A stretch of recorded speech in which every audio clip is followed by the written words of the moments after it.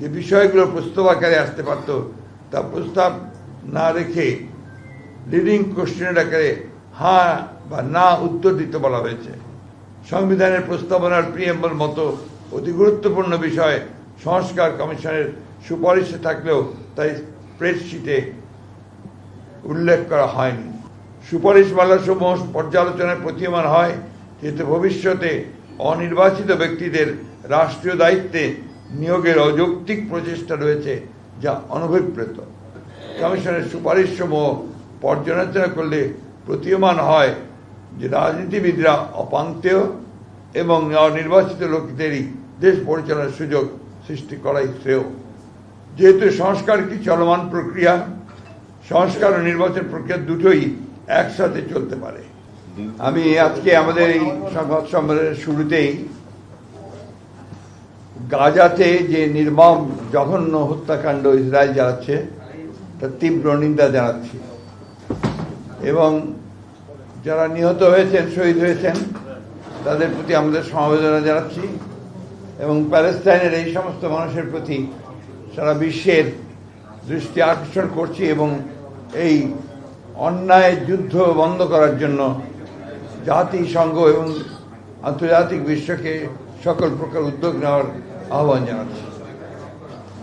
সেই সঙ্গে আমরা গতকাল আমাদের যে স্ট্যান্ডিং কমিটির গত পরশু যে মিটিং হয়েছে সেই সভায় আমাদের স্ট্যান্ডিং কমিটির সদস্য জনাব নজরুল ইসলাম খান সাহেবের স্ত্রী তার ইন্তেকালে আমরা গভীর শোক প্রকাশ করেছি, আমরা সেটা আপনাদের জানাচ্ছি। একই সঙ্গে ইতিপূর্বে স্থায়ী কমিটির আলোচনায় আমাদের সিনিয়র ভাইস প্রেসিডেন্ট, দেশের বরেণ্য রাজনৈতিক নেতা আব্দুল্লাহ নোমান সাহেবের মৃত্যুতে আমরা গভীর শোক প্রকাশ করেছি। আজকে যে বিষয়ে আমরা আপনাদের সঙ্গে কথা বলবো এটা অত্যন্ত গুরুত্বপূর্ণ বিষয়। প্রিয় সাংবাদিক ভাই ও বোনেরা, আসসালামু আলাইকুম।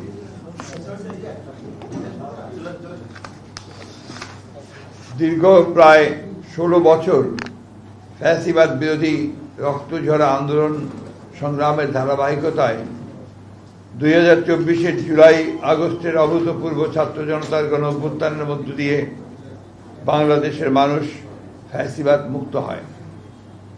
গণ অভ্যুত্থানের আকাঙ্ক্ষা অনুযায়ী সাম্য, মানবিক মর্যাদা, সামাজিক ন্যায় বিচার ভিত্তিক এবং বৈষম্যহীন একটি শক্তিশালী গণতান্ত্রিক রাষ্ট্র বিনির্মাণের প্রত্যাশা পূরণের জন্য দেশের জনগণ অপেক্ষমান।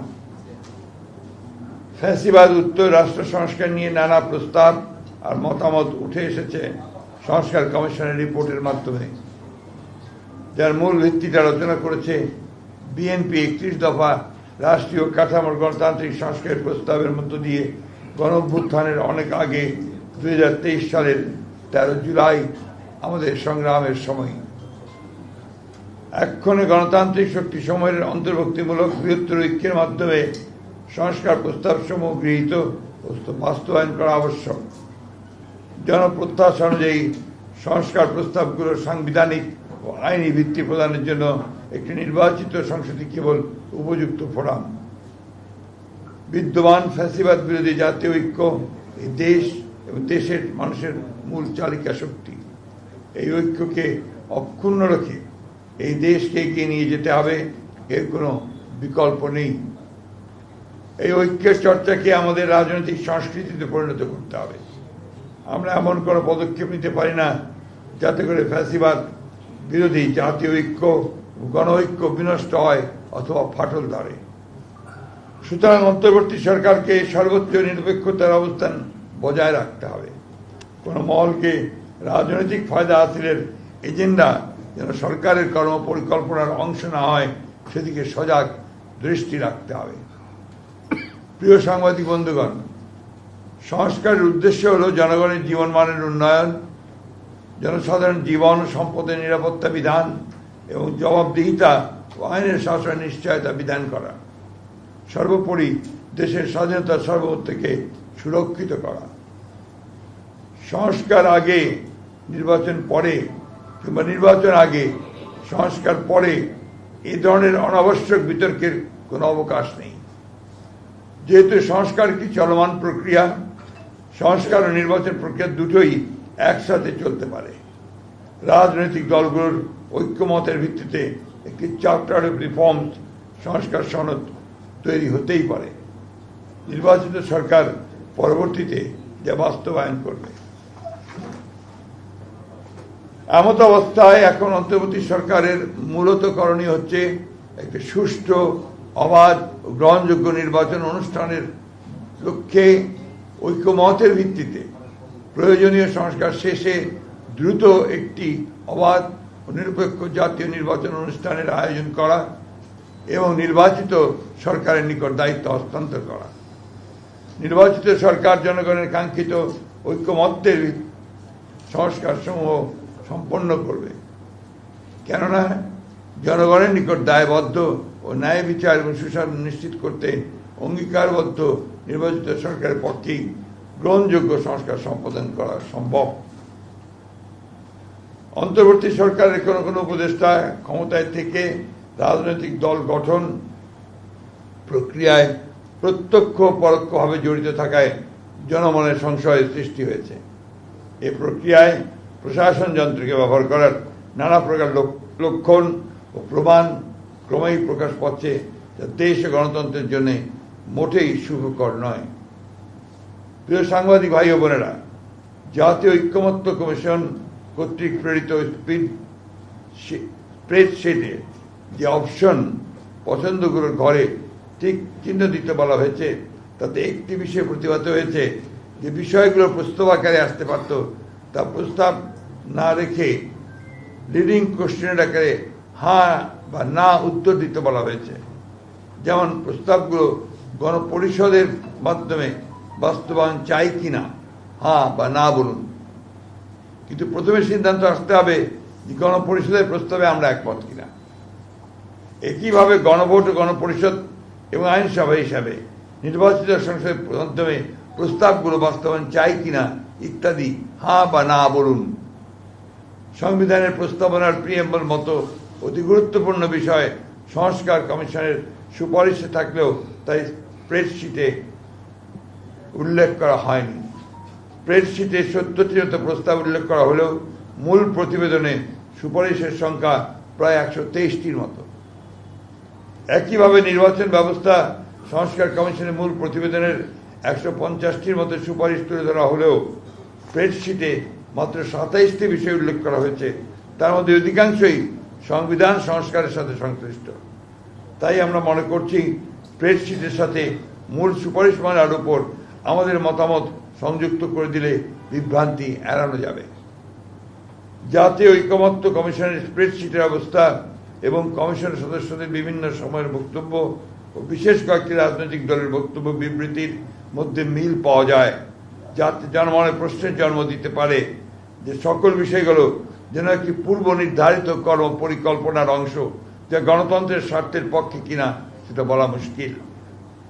সুপারিশমালাসমূহ পর্যালোচনায় প্রতীয়মান হয় যেহেতু ভবিষ্যতে অনির্বাচিত ব্যক্তিদের রাষ্ট্রীয় দায়িত্বে নিয়োগের অযৌক্তিক প্রচেষ্টা রয়েছে, যা অনভিপ্রেত। প্রিয় সাংবাদিক ভাই ও বোনেরা, সুপারিশমালায় সাংবিধানিক কমিশন সহ এনসিসি নতুন বিভিন্ন কমিশনের প্রস্তাব করা হয়েছে। এই সমস্ত কমিশনের এখতিয়ার কর্মকাণ্ডের যে বর্ণনা দেওয়া হয়েছে তাতে মনে করার যথেষ্ট কারণ রয়েছে যে আইন বিভাগ ও নির্বাহী বিভাগকে যথাসম্ভব আন্ডারমাইন করা এবং ক্ষমতাহীন করাই উদ্দেশ্য, যার ফলশ্রুতিতে একটি দুর্বল ও প্রায় অকার্যকর সরকার ব্যবস্থা প্রতিষ্ঠিত হবে। রাষ্ট্রের গণতান্ত্রিক চরিত্র জনগণের মালিকানার প্রতিফলন হয় নির্বাচিত সংসদ এবং জনপ্রতিনিধিদের মাধ্যমে, কিন্তু সংবিধান ও নির্বাচন ব্যবস্থা সংস্কার কমিশনের সুপারিশসমূহ পর্যালোচনা করলে প্রতীয়মান হয় যে রাজনীতিবিদরা অপাঙ্ক্তেয় এবং নির্বাচিত লোকদেরই দেশ পরিচালনার সুযোগ সৃষ্টি করাই শ্রেয়। জনগণের গণতান্ত্রিক ঐতিহ্য, কৃষ্টি এবং সংস্কৃতি, ধর্মবোধ এই বিষয়গুলোকে গুরুত্ব দিয়েই বিভিন্ন সংস্কার ও সাংবিধানিক সংশোধনী প্রণীত হওয়া বাঞ্ছনীয়। ফ্যাসিবাদ বিরোধী জাতীয় ঐক্যকে সমুন্নত রেখে দীর্ঘ প্রায় 16 বছরের ফ্যাসিবাদ বিরোধী গণতান্ত্রিক আন্দোলন ও জুলাই গণ অভ্যুত্থানের শহীদদের স্বপ্ন ও আকাঙ্ক্ষা অনুযায়ী একটি বৈষম্যহীন রাষ্ট্র ও সমাজ ব্যবস্থা প্রতিষ্ঠা করাই বর্তমান সময়ের সর্বোচ্চ অগ্রাধিকার। বৃহত্তর জাতীয় ঐক্যমতের ভিত্তিতে একটি শক্তিশালী গণতান্ত্রিক রাজনৈতিক সরকার প্রতিষ্ঠার জন্য আমাদের সকল প্রকার প্রচেষ্টা পরিচালিত হবে, এটাই জাতীয় প্রত্যাশা। আপনাদের সকলকে ধন্যবাদ। আল্লাহ হাফেজ। বাংলাদেশ জিন্দাবাদ। মাননীয় মহাসচিব, আপনাদের তো ঐক্যমত্য কমিশনে সংস্কারের যে ইয়েগুলো আছে, আপনারা তো কমিটিও করছেন, আপনার প্রস্তাবটা কবে জমা দিবেন? আগামীকাল ইনশাআল্লাহ আমরা এটা জমা দেবো। আপনার একটা বক্তব্যে এসে আপনি বলছেন যে কোনো রাজনৈতিক দলের বক্তব্য এবং সংস্কার কমিশনের আপনি একটু এক্সাম্পল দিবেন কোন কোন রাজনৈতিক এটা তো আপনাদের মনে হয় সাংবাদিক হিসাবে আপনারা অনেকগুলো জিনিস বুঝতে পারছেন। তাদের প্রস্তাবগুলো তো, যেটা তারা কমিশন যে প্রস্তাবগুলো করেছে সংস্কার, এগুলো তো অনেকগুলো মিডিয়াতে চলেই এসেছে। দেখবেন যে তাদের প্রস্তাবের সঙ্গে আপনার ওই রাজনৈতিক দলগুলোর বা ব্যক্তিদের প্রস্তাব অনেকটাই আপনার একই রকম আসছে। স্পেসিফিক এখন আমি বলতে চাচ্ছি না, এটা আমরা কালকে আমাদের যে টিম যাবে সেই টিম গিয়ে তারা কথাবার্তা বলার পরে তারা সেই বিষয়ে কথা বলবে।